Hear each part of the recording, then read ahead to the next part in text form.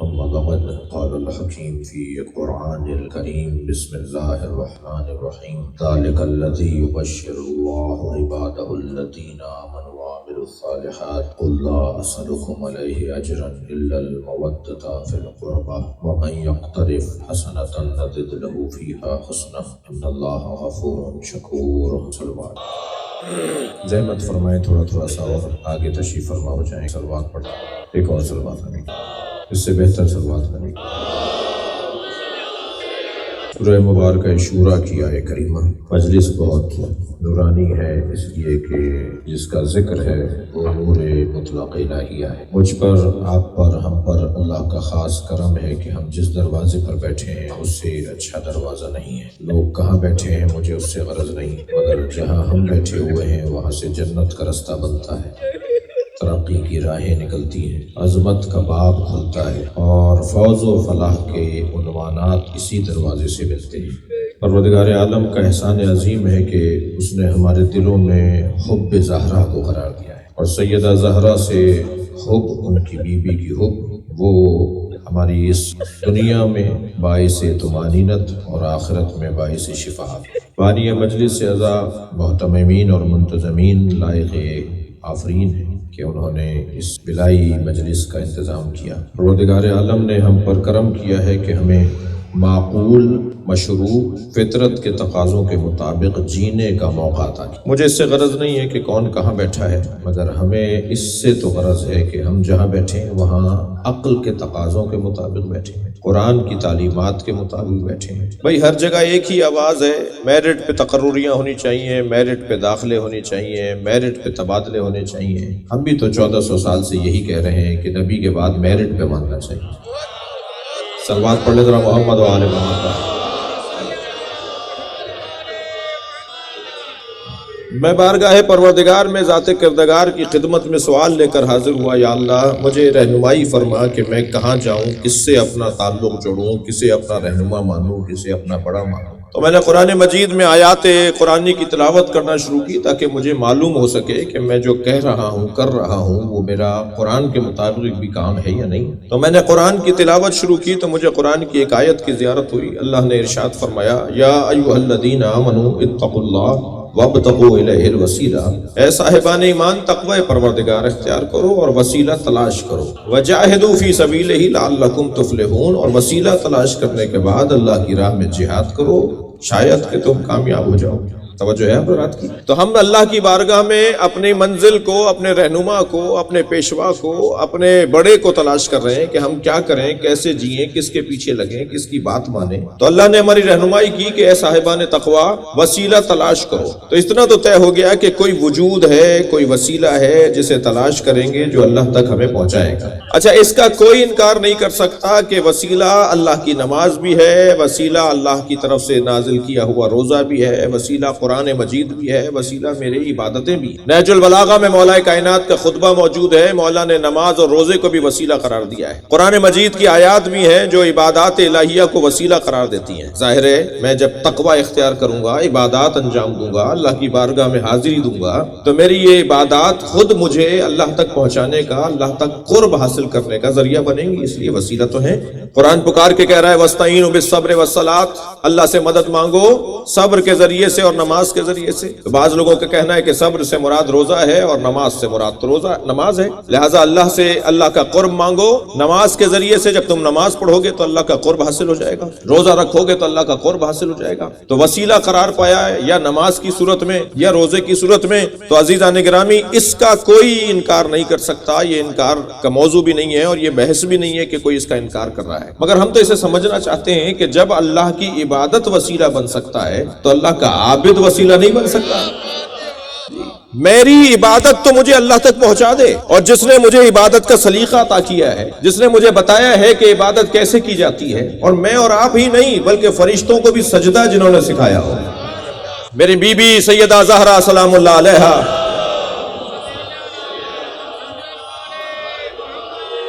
اپنے ایک فرمان میں ارشاد فرماتی ہے نحنو وسیلتہ، ہم اللہ کے قرب کا وسیلہ ہیں، ہم اہل بیت اللہ کے قرب کا وسیلہ ہیں. میں ایک فلسفیانہ اور ایک علماء سے سنی ہوئی اور بزرگوں سے سنی ہوئی طالب علمانہ اپنی گفتگو کر رہا ہوں جو میں نے اپنے بزرگوں سے سیکھا سمجھا. ایک حدیث آپ نے اور ہم نے بارہا سنی ہے, پڑھی ہے, نیت المؤمن خیر من عملہ, المؤمن خیر من عملہ, نیت المؤمن خیر من عملہ, مومن کی نیت اس کے عمل سے بہتر ہے, مومن کی نیت اس کے عمل سے بہتر ہے. پھر ایک حدیث کہتی ہے کہ المؤمن خیر من عملہ, مومن اپنے عمل سے بہتر ہے. تو عمل ہے نماز, عمل ہے روزہ, توجہ کر لی, عمل ہے نماز, عمل ہے روزہ, عمل ہے حج. جب عمل مجھے اللہ تک پہنچا سکتا ہے, عمل میرا وسیلہ بن سکتا ہے, تو مومن تو عمل سے بھی افضل ہے.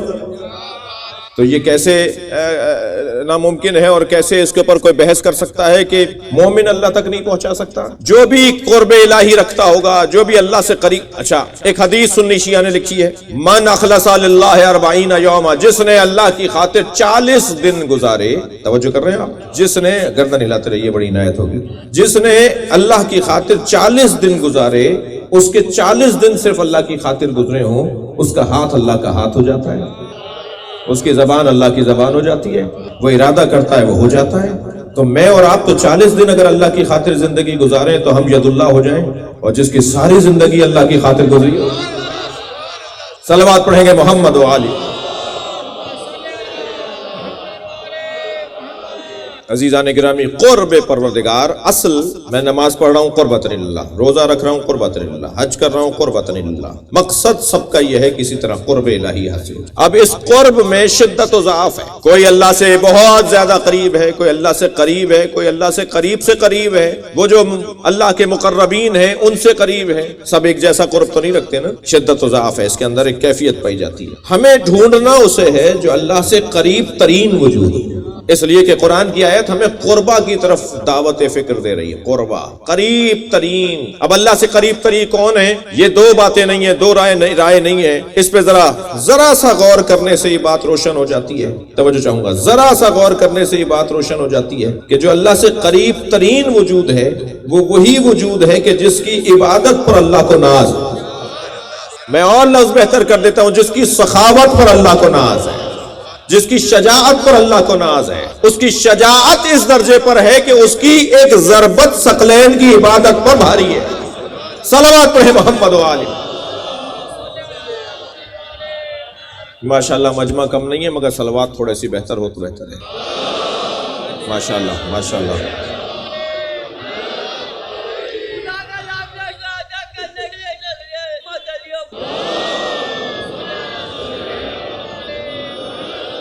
جس کی ایک ضربت ثقلین کی عبادت پر غالب ہو, جس کی ایک ضربت ثقلین کی عبادت پر بھاری ہو, جس کی عبادت کا عالم یہ ہو کہ اصحاب مصطفیٰ آ کر سرکار سے کہیں یا رسول اللہ, علی کے گھر سے صبح کے وقت میں سفید رنگ کا نور نکلتا ہے جو آسمانوں کو منور کرتا ہے, ظہر کے وقت میں زرد رنگ کا نور نکلتا ہے جو آسمانوں کو منور کرتا ہے, مغرب کے وقت میں سرخ رنگ کا نور نکلتا ہے جو علی کے گھر سے نکلنے والا نور آسمانوں کو منور کرتا ہے. یا رسول اللہ یہ نور کیسا ہے؟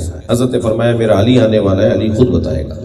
کچھ ہی دیر میں میرے مولا تشریف فرما ہوئے, سرکار نے فرمایا یا علی میرے اصحاب یہ پوچھتے ہیں کہ تمہارے گھر سے ان اوقات میں ایسے نور ساتے ہوتے ہیں, بتاؤ یہ نور کیسے ہیں؟ میرے مولا علی نے فرمایا جب فاطمہ مصلی پہ کھڑی ہوتی ہے تو فجر کے وقت میں فاطمہ کے مصلی سے سفید نور نکلتا ہے, ظہر کے وقت میں زرد نور نکلتا ہے, مغرب کے وقت میں سرخ رنگ کا نور نکلتا ہے. جیسے ہی مولا نے یہ بات بتائی فوراً جبریل نازل ہوئے اور کہا یا رسول اللہ اپنے اصحاب سے کہہ دیجئے جب فاطمہ مصلی پر کھڑی ہوتی ہے تو اللہ عرش کے فرشتوں سے سوال کرتا ہے تمہیں زمین پہ کچھ نظر آ رہا ہے؟ تو عرش کے فرشتے کہتے ہیں جیسے آسمان والے, جیسے زمین والے آسمان پر چاند کو چمکتا دیکھتے ہیں, ہم آسمان والے زمین پہ فاطمہ کا مصلی دیکھ رہے ہیں. قرب الہی مقصد اللہ تک پہنچنے کے لیے کون پہنچائے گا؟ جو خود پہنچا ہوا ہوگا. کون اللہ سے آشنا کرے گا؟ جو خود آشنا ہوگا. کون اللہ کا عبادت کا سلیقہ سکھائے گا؟ جو خود اللہ کی عبادت کا سلیقہ جانتا ہوگا, اور نہ صرف سلیقہ عبادت جانتا ہوگا بلکہ جس کی عبادت پر اللہ کو فخر ہوگا, جس کو بنانے کے بعد وہ اپنے ہاتھوں کو مبارکباد دیتا ہوگا. تبارک اللہ احسن الخالقین. تجھے مبارک ہو، تو بہترین مخلوق کا خالق ہو گیا۔ تھک کر نہیں سن رہے تو ایک جملہ کہوں، اللہ کو پسند نہیں ہے کہ کوئی مخلوق متکبر ہو جائے۔ وہ چاہتا ہے ہم کریم ہو جائیں، وہ چاہتا ہے ہم غفار ہو جائیں، وہ چاہتا ہے ہم ستار ہو جائیں، اپنے اپنے پیمانے پر، اپنے اپنے حلقوں میں، جہاں جہاں میرا دائرہ آپ کا دائرہ کار ہے، ہم ستار بن کے دکھائیں، غفار بن کر دکھائیں، قہار بن کر دکھائیں، کریم رحیم بن کر دکھائیں، لیکن اللہ نہیں چاہتا کہ ہم متکبر ہوں۔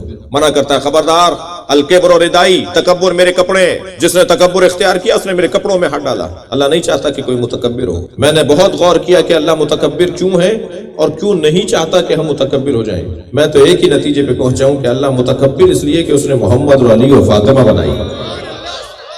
جو ایسوں کا بنانے والا ہو، حق ہے اس کا کہ وہ خود کو متکبر کہے۔ یا اللہ تو بتا کہ وابتغوا الیہ الوسیلہ، وسیلہ تلاش کرو مجھ تک پہنچنے کے لیے۔ ہم نے اور ڈھونڈنا چاہا کہ وسیلہ کہتے کیسے ہیں، جیسے ہی ہم نے صفحہ پلٹا تو قرآن کی ایک اور آیت نظر آئی، ارشاد رب العزت ہوا، یا ایھا الذین آمنوا اتقوا اللہ وکونوا مع الصادقین، اے صاحبان ایمان تقوی پروردگار اختیار کرو اور سچوں کے ساتھ ہو جاؤ۔ تو اب ہمیں اللہ نے ایک اور نام بدل کے بتایا کہ جن کے ساتھ رہنا ہماری مقصد زندگی ہے، ہدف حیات، سچوں کے ساتھ ہو جاؤ۔ اب ہم سچوں کو ڈھونڈنے کے لیے نکلے، ہمیں سچے ملیں گے کہاں، کون سچا ہے؟ قرآن نے تو واضح طور پہ سچا کہہ دیا، یہ نام نہیں بتایا کہ کس کے ساتھ ہو جاؤ۔ اور اگر اللہ نے نام بتا دیے ہوتے نا، ان بچوں کے لیے عرض کر رہا ہوں، اللہ نے نام بتا دیے ہوتے تو نام بنانا تو ان لوگوں کو بہت پرانا آتا ہے، پھر کہتے یہ نام نہیں، وہ مراد ہے۔ اللہ نے نام نازل نہیں کیے، کام نازل کیا ہے۔ کسی میں جرأت ہے تو سچا بن کے دکھائے، اور سچا کوئی ابو ذر غفاری سے زیادہ زمین اور آسمان نے نہیں دیکھا۔ اور اللہ تو کہہ رہا ہے کہ سچوں کے ساتھ ہو جاؤ، تو کیا حضرت ابو ذر غفاری کو اپنا پیشوا مانا جائے؟ یقیناً وہ ہمارے لیے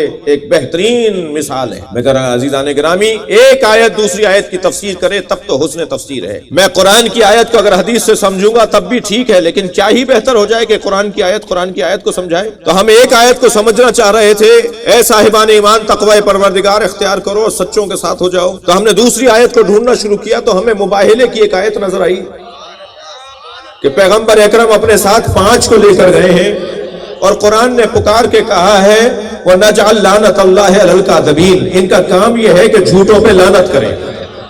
تو جھوٹوں پہ تو لعنت وہی کر سکتا ہے جو خود سچا ہو، اور سچا بھی اس درجے کا سچا ہو کہ جھوٹوں پہ لعنت کر سکتا ہو۔ تو ابو ذر سے زیادہ سچا زمین آسمان نے نہیں دیکھا، مگر وہ مباہلے میں نہیں ہے۔ تو معلوم یہ ہوا کہ یہ جو جا رہے ہیں جھوٹوں پہ لعنت کرنے کے لیے، یہ ابو ذر غفاری سے بھی کہیں زیادہ مقام صداقت پر فائز ہے۔ اب قرآن نے اور ہمارے لیے رہنمائی کر دی کہ وسیلہ تلاش کرو، پھر کہا کہ سچوں کے ساتھ ہو جاؤ۔ یا اللہ تھوڑی سی اور رہنمائی فرما دے۔ ہم نے قرآن کی ایک اور آیت کی زیارت کی جس میں ارشاد ہوا، یا ایھا الذین آمنوا، اللہ اکبر، یا ایھا الذین آمنوا اتقوا اللہ حق تقاتہ ولا تموتن الا وانتم مسلمون واعتصموا بحبل اللہ جميعا ولا تفرقوا، اے صاحبان ایمان تقوی کا حق ادا کرو اور اللہ کی رسی کو مضبوطی کے ساتھ تھامے رکھو۔ اب اللہ نے اللہ تک پہنچنے کا ایک اور نام بتایا ہے جسے حبل اللہ کہا جاتا ہے۔ یا اللہ یہ حبل اللہ کیا ہے؟ یا اللہ یہ حبل اللہ کیا ہے؟ مولا علی سے پوچھا یا علی حبل اللہ کیا ہے؟ فرمایا قرآن۔ مولا نبی سے پوچھا یا رسول اللہ حبل اللہ کیا ہے؟ فرمایا علی۔ نبی فرما رہے ہیں علی حبل اللہ ہے، علی فرما رہے ہیں قرآن حبل اللہ ہے۔ دو ڈوروں کے بٹنے کو ہی رسی کہا جاتا ہے، جب قرآن اور علی کو ملائیں گے تو اللہ کی رسی بنے گی۔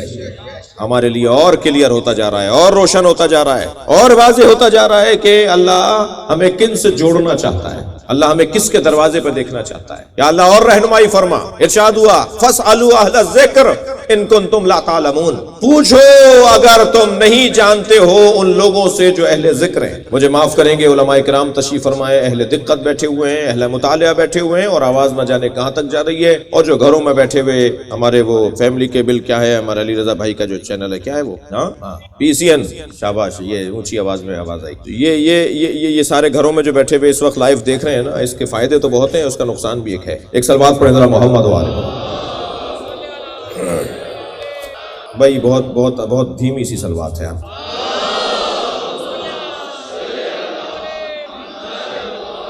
تو میں پتہ نہیں کون کون کہاں اور اس علاقے میں ماشاءاللہ علماء کرام کی تعداد بھی کافی ہے، وہ یقیناً ان میں سے کچھ بھی سن رہے ہوں گے، تو میں ان سے توجہ چاہوں گا۔ یہاں فاسألوا اہل الذکر ان کنتم لا تعلمون، پوچھو اہل ذکر سے اگر تم نہیں جانتے ہو۔ تو نہیں جاننے کا جتنا دائرہ وسیع ہے نا، اتنا بتانے والوں کا علم بھی وسیع ہے۔ لہٰذا اہل ذکر سے مراد ہمارے مراجع نہیں ہیں، معاف کیجیے گا، اہل ذکر سے مراد ہمارے مجتہدین نہیں ہیں، ان کا مقام بہت بلند ہے، ان کی عظمتوں کے ہم مقر اور معترف ہیں، ان کی تقلید کو ہم اپنے لیے ضروری سمجھتے ہیں، لیکن اہل ذکر جو قرآن کہہ رہا ہے نا کہ اہل ذکر سے جا کے پوچھو اگر جانتے نہیں ہو، تو اہل ذکر سے مراد ہماری مجتہدین نہیں ہے، اس لیے کہ آیت اللہ سیستانی بھی طبی معاملات میں ڈاکٹر سے رجوع کرتے ہیں، آیت اللہ خامنائی بھی کسی اور مسئلے کے اندر انجینئر سے بات کرتے ہیں، اور قرآن پکار کے کہہ رہا ہے جو نہیں جانتے وہ پوچھ لو، تو نہیں جاننے کا جتنا وسیع مفہوم ہے اتنا ہی بتانے والوں کا علم بھی وسیع ہے۔ کیا نہیں جانتے ہم؟ کیا جانتے ہیں ہم؟ جی میں بہت زیادہ زور مارتا ہوں تو ایک فقیہ بن جاتا ہوں، تو میں فقہ کو جانتا ہوں، طب کو میں نہیں جانتا۔ اگر کوئی ڈاکٹر 4 PhD بھی ہو جائے کہ صاحب کڈنی کا بھی اسپیشلسٹ ہو جائے، ہارٹ کا بھی اسپیشلسٹ ہو جائے، آنکھوں کا بھی اسپیشلسٹ ہو جائے مثلا، تو پھر وہ ممکن ہے کہ جو ہے وہ ہڈیوں کے بارے میں نہ جانتا ہو، پورے بدن کے بارے میں اگر اس کو ہر شعبے کے اندر اگر اس کو PhD کرنا ہے اور وہ مثلا مہارت حاصل کرنی ہے، اسپیشلسٹ بننا ہے، تو شاید ساری زندگی لگ جائے، پورے بدن پہ غور نہیں کر پائے گا۔ جو باڈی کے بارے میں جانتا ہے وہ فقہ کے بارے میں نہیں جانتا، جو فقہ کے بارے میں جانتا ہے وہ ہندسے کے بارے میں نہیں جانتا، جو ہندسے کے بارے میں جانتا ہے وہ فلکیات کے بارے میں نہیں جانتا۔ یہ جو قرآن کہہ رہا ہے نا پوچھو اگر نہیں جانتے ہو، تو نہ جاننے کا وسیع مفہوم ہے، تو جاننے والے بھی اتنے ہی وسیع علم رکھنے والے ہیں۔ اب وہ معمولی لوگ نہیں ہوں گے جو جاننے والے ہوں گے، جن سے جو پوچھا جائے بتا دیں وہ۔ لہٰذا ہمیں تو ایک ہی گھرانہ نظر آیا جو اپنے سینے پہ ہاتھ رکھ کے کہتا ہے پوچھو پوچھو اس سے پہلے کہ تم مر جاؤ۔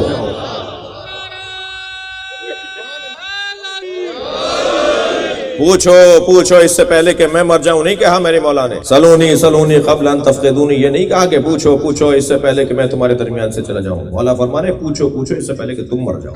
جو علی سے نہیں پوچھے گا مر جائے گا، اور جہالت کی زندگی تو موت ہے نا، چلتی پھرتی میتیں ہوتی ہیں جو جاہل ہوتے ہیں۔ صلوات پڑھ لے ذرا محمد و آل محمد۔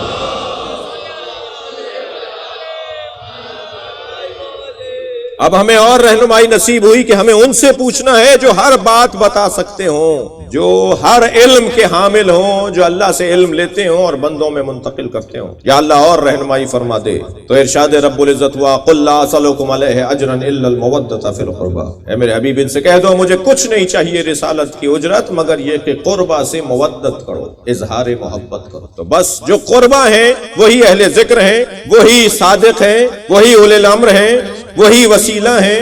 معقول نہیں ہے کہ وسیلہ کوئی اور ہو، صادقین کوئی اور ہوں، اولی الامر کوئی اور ہوں، اہل ذکر کوئی اور ہوں، قربہ کوئی اور ہوں، وسیلہ کوئی اور ہوں۔ اگر یہ 6 لوگ مختلف ہوئے تو گویا اللہ ہمیں 6 دروازوں پر بھیج رہا ہے، اور یہ ممکن نہیں ہے کہ ایک آدمی 6 جگہ جائے۔ وہ جو قربہ ہے وہی صادقین ہوں، جو صادقین ہیں وہی وسیلہ ہوں، جو وسیلہ ہیں وہی اہل ذکر ہوں، جو اہل ذکر ہیں اللہ اکبر وہی اہل بیت ہوں، تب تو یہ ممکن ہوگا، ورنہ تکلیف ما لا یطاق لازم آئے گی۔ ہم مدرسے میں پڑھتے ہیں کس طرح ایسی تکلیف، ایسی ذمہ داری جس کو ہم ادا نہیں کر سکتے، تکلیف ما لا یطاق ہے، ہماری طاقت میں نہیں ہے کہ ہم ایک ہی وقت میں 6 جگہ پر جائیں۔ یہ جگہ جگہ در در پر اللہ ہمیں نہیں بھیج رہا، یہ ایک ہی گھرانے کے مختلف نام ہیں، جنہیں ہم کبھی وسیلہ، جنہیں ہم کبھی قربہ، جنہیں کبھی ہم صادقین، کبھی اہل ذکر، ان کے دروازے پہ ہمیں پہنچ۔ میں نے اگر تمہید لمبی لی ہو تو مجھے معاف کریں گے۔ اس گھرانے میں یوں تو ہر فرد با کمال، ہر فرد اللہ اکبر کمالات کا مجموعہ، مگر کمالات کے مجموعہ گھرانے میں اگر کوئی مرکزی حیثیت رکھتا ہے تو اسے بی بی فاطمہ کہا جائے۔ ہم فاطمہ و ابوہا، سب کے سب چادر کے نیچے، یا رب ومن تحت الکساء، جبریل پوچھ رہے ہیں یا اللہ چادر کے نیچے کون ہے؟ کیا جواب دیا اللہ نے؟ ہم فاطمہ۔ مولانا تشریف فرمائے مبتدائے مؤخر اور خبر مقدم ہم فاطمہ، عربی گرامر کے اندر ہم فاطمہ مکمل جملہ ہے، یعنی اس کے بعد میں نہ بھی کچھ بولوں، حدیث میں کچھ اور بھی نہ ہوتا، یہاں حدیث رک جاتی، ہم فاطمہ کہہ کر اگر بات مکمل چھوڑ دی جائے، روک دی جائے، تو جیسے السکوت، یہاں پر رکنا اور خاموش ہونا ٹھیک ہے، جملہ مکمل ہے، جملہ اسمیہ ہے، ہم فاطمہ۔ حضرت آیت اللہ اکبر لنکرانی فرماتے ہیں، فاضل لنکرانی، شیخ محمد فاضل لنکرانی اللہ مقامہ، اپنی تفسیر سورہ مبارکہ احزاب کی آیت تطہیر کی تفسیر کے اندر فرماتے ہیں کہ یہاں جو ہم فاطمہ کہا گیا ہے تو اس سے مراد ہم سب کے سب فاطمہ ہیں۔ تم جب سب کو ایک جگہ دیکھو گے تو محمد فاطمہ ہے، حسن فاطمہ، حسین فاطمہ، علی فاطمہ، یہ سب فاطمہ ہیں، ان سب کی حقیقت فاطمی ہے۔ علیحدہ علیحدہ دیکھو گے تو ایک حسن ہے، ایک حسین ہے، ایک علی ہے، ایک سرکار ہے، ایک فاطمہ ہے۔ انہیں جب فلم مکتملنا، جب ہم کامل ہو جاتے ہیں تو جبریل بھی نہیں پہچان پاتا کہ ہم کون۔ جبریل بھی سوال کرتا ہے یا اللہ کون ہے چادر کے نیچے؟ جواب آتا ہے یہ سب کے سب فاطمہ ہے۔ عزیزان گرامی، اس بیوی اللہ نے بڑی عظمت، ویسے بھی فاطمہ نامی بیویوں کو تو اللہ نے بڑا کمال دیا۔ اس گھر کی فواتم جتنی بھی فاطمائیں ہیں نا، جلدی جلدی اگر آپ سننا چاہیں تو 3 فاطمہ اس گھر کی تو ایسی ہیں جنہیں اللہ نے بیٹوں کی وجہ سے عظمت عطا کی۔ ایک عظمت کا عنوان ان کے بیٹے ہیں۔ ایک فاطمہ بنت اسد، تھک گیا پر رات، ایک فاطمہ بنت اسد مولا علی کی وجہ سے صاحب عظمت۔ توجہ کر رہے ہیں نا؟ جب لائیں جناب فاطمہ بنت اسد آئی نا حضرت ابو طالب کی خدمت میں، جب سرکار کی ولادت ہوئی، خوشی خوشی باہر سارے مرد بیٹھے ہوئے، گھر میں خواتین ہیں، حضرت آمنہ کے بچے کی ولادت ہو رہی ہے، سارے گھر کے مرد انتظار میں ہیں کہ ہمیں خوشخبری کون، دادا بیٹھے ہیں، چاچا بیٹھے ہیں، سب بیٹھے ہوئے ہیں۔ حضرت فاطمہ بنت اسد باہر آئیں، حضرت ابو طالب کو دیکھ کر کہا، اے سردار، تمہیں اللہ نے بھتیجا عطا کیا ہے، میں تمہیں خوشخبری دینے آئی ہوں۔ تو حضرت ابو طالب نے خوشخبری سن کر فوراً فرمایا، تم نے مجھے بشارت سنائی ہے، تم نے مجھے خوش کیا ہے، میں تمہیں خوش کرتا ہوں، تمہاری گود میں 30 سال کے بعد اس کا وصی آئے گا۔ جی وہ فاطمہ بنت اسد جو ماں، ایک علی کی ماں، ایک بیٹے کی وجہ سے ماں کی عظمت۔ ایک اور بھی فاطمہ ہے جنہیں فاطمہ کلابیہ، فاطمہ بنت حزام کہا جاتا ہے، ابو الفضل عباس کی ماں۔ بی بی کی آج شب رحلت ہے، بی بی کی آج شب رحلت۔ فاطمہ کلابیہ، فاطمہ بنت حزام بنت عامر مخزومی، جناب مولا عباس کی مادر گرامی۔ عجیب حسن ہے اس بی بی کے ذکر کے اندر، عجیب عظمت ہے اس بی بی کی۔ میرے مولا نے جب فرمایا، چند جملے سن لیجئے، بی بی فاطمہ ام البنین کو راضی کرنا چاہ رہا ہوں۔ بی بی راضی ہو جائیں گی تو ہماری حاجتیں پوری ہو جائیں گی۔ بی بی کے بارے میں ایک لقب ہے، بی بی کے بارے میں ایک معصوم کا فرمان ہے، تحل المشاکل الکبیرہ۔ فاطمہ کلابیہ، فاطمہ بنت حزام، فاطمہ ام البنین، تحل المشاکل الکبیر، بی بی بڑی مشکلوں کو حل کرنے والی ذات، بڑی مشکلوں کو حل۔ عباس کی ماں ہے، باب الحوائج کی ماں، حاجت مند جس کے دروازے پر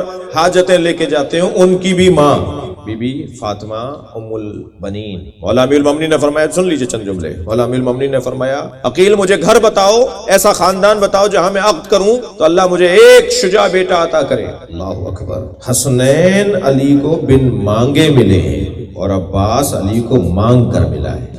مجھے ایسا گھر بتاؤ جہاں میں عقد کروں تو اللہ مجھے شجاع بیٹا عطا کرے۔ حضرت عقیل ابن ابو طالب کیونکہ شجروں سے آشنا تھے، خاندانوں سے آگاہ تھے، ان کا کام تھا، ان کا شوق تھا، ان کا موضوع زندگی تھا، وہ خاندانوں کے بارے میں بہت کچھ جانتے تھے۔ فوراً فرمایا کہ بنی کلاب کے اندر ایک بی بی ہے، اس کا نام فاطمہ ہے، اس سے عقد کیجئے، اللہ آپ کو شجاع نسل عطا کرے گا۔ ادھر یہ بات ہو رہی ہے، تیاری ہو رہی ہے کہ کل ہم جائیں گے، رشتہ لے کر جائیں گے۔ حضرت عقیل ہی رشتہ لے کر گئے، بھائی جا کے تم رشتہ لے کے جاؤ، بڑے بھائی ہیں حضرت عقیل مولا علی، حضرت طالب بھی مولا علی سے بڑے ہیں، حضرت عقیل بھی مولا علی سے بڑے ہیں، حضرت جعفر بھی مولا علی سے بڑے ہیں۔ مولا علی چاروں بھائیوں میں سب سے چھوٹے ہیں، بچوں کی معلومات کے لیے کہہ رہا ہوں۔ معمولاً ایسا ہی ہوتا ہے، بڑا بھائی کام کرتا ہے، باپ والد گھر کے بڑے اس طرح کے مرحلوں پہ آگے آتے ہیں۔ حضرت عقیل گئے رشتہ لے کے، خود بتایا فلاں خاندان، مولا علی نے فرمایا جاؤ جا کے رشتہ لے کے جاؤ۔ حضرت عقیل جائیں گے اب صبح، دوسرے دن جائیں گے رشتہ لے کر، توجہ چاہوں گا۔ رات کو خواب دیکھتی ہیں بی بی ام البنین، رات کو خواب دیکھتی ہیں بی بی ام البنین، بی بی فاطمہ کلابیہ، عجیب خواب دیکھتی ہیں۔ خواب کیا دیکھ رہی ہیں؟ اللہ اکبر۔ خواب دیکھتی ہیں بی بی سرسبز و شاداب ماحول ہے، ہریالی ہے، ہر جگہ پھول پودے ہیں، خوشبوئیں طرح طرح کی آ رہی ہیں، جہاں رخ کرتی ہیں ایک نیا اور حسین منظر نظر آتا ہے۔ اپنے آپ سے کہہ رہی ہیں خواب کے اندر کہ میں کہیں جنت میں آ گئی، اتنا حسین منظر میں نے نہیں دیکھا ہے۔ فرماتی ہیں انی متعجبۃ متحیرۃ متفکرۃ، میں اس منظر، اس ماحول کو دیکھ کر متعجبہ تھی کہ یہ کیا دیکھ رہی ہوں، متحیرہ تھی، مفکرہ تھی کہ میں کیا منظر دیکھ رہی ہوں، کہ اچانک میں نے سر اٹھا کر دیکھا تو آسمان پر چاند، 14ویں کا چاند نظر آیا، اور اس 14ویں کے چاند کے نور سے، اس کے جلال سے پورا ماحول منور ہے، اور ایک خاص روحانیت اور معنویت اور خاص کیفیت طاری ہے اس پورے ماحول کے اوپر۔ اچانک میری نگاہ گئی کہ اس کے ساتھ 3 ستارے بھی ہیں۔ بی بی خواب دیکھ رہی ہیں، رشتہ صبح آئے گا، ابھی رشتہ آیا نہیں ہے۔ خواب دیکھ رہی ہیں کہ 3 ستارے ہیں جو چاند کے ساتھ ہیں، اور اچانک وہ چاند اترنا شروع ہوا۔ بی بی خواب سنیے، بی بی ام البنین کا، اچانک وہ چاند اترنا شروع ہوا اور وہ چاند میری گود میں اتر کر مجھ سے لپٹنے لگا۔ میں متحیرہ تھی، متعجبہ تھی کہ اس کے پیچھے پیچھے 3 ستارے بھی اتر آئے، اور وہ 3 ستارے کوئی میرے کاندھے پر ہے تو کوئی میرے زانو پر ہے تو کوئی میرے سامنے ہے۔ میں اس کیفیت میں پریشان اور متحیر اور متعجبہ دیکھ رہی تھی کہ یہ منظر کیا ہے کہ اچانک فنادا ہاتفن، ایک غیبی آواز آئی۔ بی بی ام البنین فرما رہی ہے ایک غیبی آواز آئی، بشرا کے فاطمۃ بسادۃ الغرر، 4 مصرے وزن کے ساتھ 4 مصرے ہاتف غیبی کی آواز میں آئے، شیر کی وزن کے ساتھ۔ بشرا کے فاطمۃ بسادۃ الغرر، اے فاطمہ تمہیں بشارت ہو ایک سردار، ایک سید کی۔ ثلاثۃ انجمن ظاہر القمر، 3 ستاروں کے ساتھ جو قمر ظاہر ہو رہا ہے اس کی۔ ابوہم سید فی الخلق قاتبۃ بعد الرسول کذا قد جانی فی الخبر، اور ان 3 ستاروں اور ایک چاند کا جو باپ ہے وہ سید بھی ہے، مولا بھی ہے، خلق الہی کا سردار بھی ہے، اور جان لو یہ رسول کے بعد تمہارے لیے ایک عظیم ترین خبر ہے۔ بیدار ہو گئی، کیا خواب دیکھا ہے میں نے؟ آئی اماں کی خدمت میں، اماں کا نام ہے سمامہ، اماں میں نے خواب دیکھا ہے، ایسا منظر دیکھ رہی ہوں، آسمان سے چاند اترا ہے، میری گود میں آ کے گرا، پھر مجھے لپٹنے لگا، ستارے اترے ہیں، اور منظر میں نے ایسے دیکھا ہے۔ ابھی ماں سے خواب مکمل کیا تھا کہ دروازے پہ دستک ہوئی کہ عقیل ابن ابو طالب آئے۔ فوراً جناب حزام نے انہیں بٹھایا، انہوں نے کہا میں آپ کے ہاں اپنے بھائی علی کے رشتے کو لے کر آیا ہوں، میں فاطمہ کلابیہ سے اپنے بھائی کی شادی چاہتا ہوں کہ میرے بھائی کی شادی تمہاری بچی سے ہو۔ سنیں گے؟ ایک مرتبہ حضرت حزام کی آنکھوں میں آنسو اترائے، روتے ہوئے گھر میں گئے اور فرمایا اے سمامہ مجھے اتنا بتا، میری بیٹی اس قابل ہے کہ بیت نبوت کی خادمہ بن سکے؟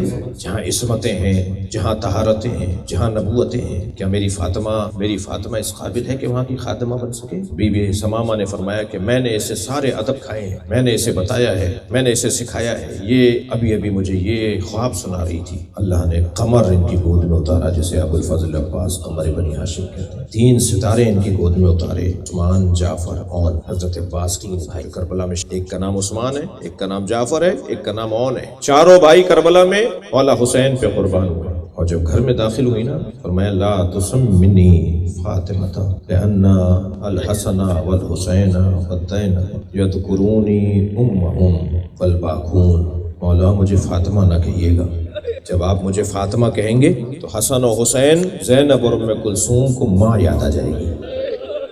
اجرکم اللہ، آپ کی آوازیں بلند ہو رہی ہیں، مجھے آپ فاطمہ نہ کہیے گا، میرا نام بدل ڈالیے۔ میرے مولا نے فرمایا ہم آج کے بعد تمہیں ام البنین کہیں گے، بیٹوں کی ماں، بیٹوں کی ماں۔ چلیے اپنے ذہنوں کو کچھ دیر کے لیے پہلے کربلا لے چلیے۔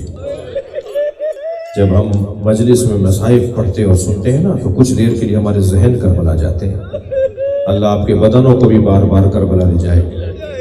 حضرت آرو چلیے کربلا چلیے، ایک ایسی ماں بھی کربلا میں ہے۔ یوں تو 9 مائیں ہیں جن کے بچے کربلا میں قربان ہوئے ہیں، اور مائیں بھی ایسی شیر دل مائیں، جی جناب رباب جیسی ماں، جنہیں رونا آ رہا ہے اپنی آوازوں کو آزاد کریں۔ جب آپ بلند آواز سے روتے ہیں تو امام جعفر صادق دعا دیتے ہیں یا اللہ یہ ہمارے عمر کو زندہ کر رہے ہیں۔ ایک ماں جناب رباب، ایک ماں جناب ام لیلہ رو رہے ہیں نا، ابھی ایک ماں ام فروہ حضرت قاسم کی ماں، جی ایک ماں کا نام لو جس نے ساری زندگی اپنے بچوں پر گریہ نہیں کیا، جب کبھی کٹے ہوئے سر اور محمد کے آتے تھے نا منہ موڑ لیتی تھی کہ اگر زینب روئے گی تو ام لیلہ کے لیے کون ڈھارا سنے گا؟ وہ زینب کبریٰ جیسی ماں۔ عزاداروں مائیں تو ام وہب جی بھی ماں ہیں، مگر ایک ماں ایسی ہے جس نے اپنے 4 بچوں کو قربان کیا مگر اپنے بچوں کے لاشیں نہیں دیکھے۔ روزانہ جنت البقیع جاتی ہیں، انگشت شہادت سے 4 قبروں کے نشان بناتی ہیں، اور 4 قبروں پہ 4 بچوں کے نام لکھ کر کہتی ہیں لا تدعونی ام البنین، خبردار مجھے ام البنین نہیں کہا کرو، ام البنین تو بیٹوں کی ماں کو کہا جاتا ہے۔ میرے وہ بیٹے کہاں ہیں جن کی میں ماں ہوں؟ اجرکم اللہ، اجرکم اللہ، آپ کی آوازیں بلند ہیں، اللہ آپ کو اجر و ثواب عطا فرمائے۔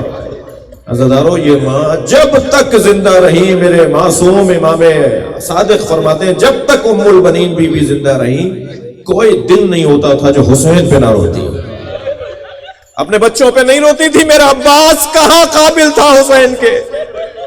اور جب خبر شہادت آئی تھی نا امام حسین کی تو پہلا سوال یہ کیا تھا میں عباس کو دودھ نہیں بخشوں گی، تو پوچھنے والے نے کہا تم عباس سے کیوں ناراض ہو؟ کہا عباس کے ہوتے ہوئے حسین مارا گیا۔ کہا نہیں بی بی، عباس پہلے مارا گیا۔ اور جب جناب زینب سے پہلی ملاقات ہوئی نا واقعہ کربلا کے بعد، تو پہلا سوال یہ کیا، بتاؤ میرا عباس کیسے مارا گیا؟ فرمایا اماں میرے بھائی کو کچھ نہ کہیے گا، میرا بھائی بازو کٹوا کر شہید ہوا۔ پھر ایک مرثیہ میں کہتی تھی مجھے اتنا تو بتاؤ، کوئی بلندی سے گرے اور اس کے بازو نہ ہو تو وہ کیسے گرے گا؟ میرا عباس جب گھوڑے سے گر رہا تھا تو میرے عباس کے بازو نہیں تھے۔ ساری زندگی جس بی بی نے حسین پر گریہ کیا، حتیٰ 64 ہجری میں بی بی کی شہادت رحلت ہوئی ہے 13 جمادی الثانی، جو کل کی تاریخ ہے 13 جمادی الثانی 64 ہجری میں واقع کربلا کے 3 سال اور کچھ مہینے بعد جناب ام البنین کی شہادت ہوئی ہے۔ 3 سال کچھ مہینے روزانہ مرثیہ پڑھتی تھی، روزانہ کبھی علی اکبر کو یاد کر کے، کبھی قاسم کو یاد کر کے، کبھی اون و محمد کو یاد کر کے۔ مرثیوں کی تعداد بھی جناب ام البنین کی بہت ہے، بی بی شاعرہ بھی تھی، بی بی مرثیہ لکھتی تھی، جو مرثیے کے تقاضے ہیں وہ پورے بی بی کے مرثیے موجود ہیں، بی بی کے مرثیے موجود ہیں۔ ایک روایت کہتی ہے کہ محلہ بنی ہاشم سے ایک دن مروان کا گزر ہوا، وہ اپنے اونٹ پر بیٹھا ہوا تھا کہ ایک گلی میں جب ایک داخل ہوا تو ایک گلی میں گزرتے ہوئے کیا دیکھا کہ ہر آتا جاتا شخص رو رہا ہے، جو اس گلی سے گزر رہے ہیں نا، لوگ آگے سے آ رہے ہیں، کوئی پیچھے سے گزر رہا ہے، کوئی دائیں بائیں ہو رہا ہے، کوئی آ رہا ہے جا رہا ہے، وہ روتا ہوا جا رہا ہے۔ تو ایک مرتبہ اس کو توجہ ہوئی کہ ایک کسی بی بی کے رونے کی آوازیں آ رہی ہیں۔ اس نے پوچھا یہ ماجرا کیا ہے؟ کہ جتنے لوگ بھی یہاں سے گزرتے ہوئے رو رہے ہیں نا وہ اس بی بی کی وجہ سے رو رہے ہیں۔ کہا یہ کون بی بی ہے؟ کہا یہ عباس علمدار کی ماں، یہ ام البنین بی بی ہے جو رو رہی ہے۔ تو کہنے لگا ہاں حق ہے اس بی بی کا، یہ ایسے ہی روئے جس کے عباس جیسا بیٹا ہو۔ اگر اس کی ماں آوازیں لگا لگا کے رو رہی ہو، چیخ چیخ کے رو رہی ہو، تو اس بی بی کا حق ہے کہ وہ ایسے ہی روئے۔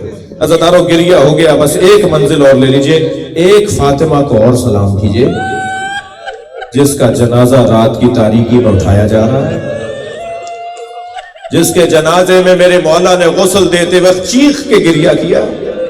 جب سلمان نے پوچھا نا مولا آپ کے رونے کی آواز کوچے تک آ رہی تھی، فرمایا میں سیدہ کو جب غسل دے رہا تھا فاطمہ کی 2 پسلیاں ٹوٹی ہوئی تھی، فاطمہ نے مجھے نہیں بتایا کہ میری پسلیاں ٹوٹی ہوئی، آواز دی ہلمو یا حسن یا حسین، اے حسن حسین آؤ اپنی ماں کا آخری دیدار کرو، اے زینب ام کلثوم اپنی ماں کا آخری دیدار کرو۔